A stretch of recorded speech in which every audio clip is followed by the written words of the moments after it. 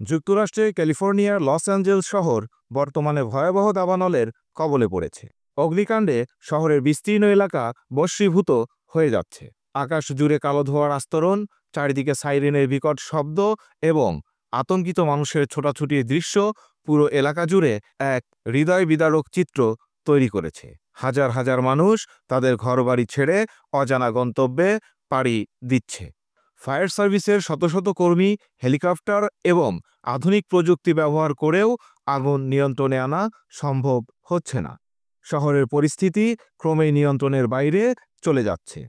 এই ভয়াবহ দৃশ্য অনেকের মধ্যে প্রশ্ন জাগিয়েছে, এটি কি শুধুই একটি প্রাকৃতিক দুর্যোগ নাকি অন্যায়ের ফলাফল? ফিলিস্তিনের সমর্থক ও মানবাধিকার কর্মীদের মধ্যে অনেকে দাবানলকে প্রকৃতির প্রতিশোধ হিসেবে অভিহিত করছেন। তাদের মতে, গাজায় ইসরায়েলের আগ্রাসনে যুক্তরাষ্ট্রের সক্রিয় সহযোগিতা আজ তাদের নিজস্ব ভূখণ্ডে বিপর্যয় ডেকে এনেছে। গত এক বছরে যুক্তরাষ্ট্র ইসরায়েলকে $2200 কোটি সামরিক সহায়তা দিয়েছে, যার মধ্যে ছিল অস্ত্র, গোলাবারুদ এবং বিস্ফোরক। প্রেসিডেন্ট জো বাইডেন ক্ষমতা ছাড়ার আগে আরও $800 কোটি সামরিক সহায়তার ঘোষণা দেন।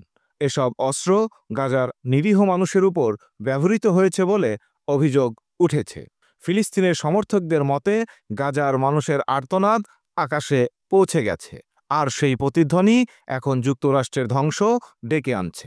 ইতিহাস বলে, যারা অন্যায়, আগ্রাসন ও মানবাধিকার লঙ্ঘনের পথে হেঁটেছে তাদের শেষ পরিণতি হয়েছে ধ্বংস। লস অ্যাঞ্জেলসের বর্তমান বিপর্যয় মানবজাতিকে সেই একই শিক্ষা নতুন করে মনে করিয়ে দিচ্ছে। প্রকৃতি বা সৃষ্টিকর্তা হয়তো দেরি করেন, কিন্তু অন্যায়ের শাস্তি নিশ্চিতভাবে এসে পৌঁছায়। তবে পরিস্থিতি এতটাই ভয়াবহ যে অনেক জায়গায় আগুন নেভানোর চেষ্টা ব্যর্থ হচ্ছে।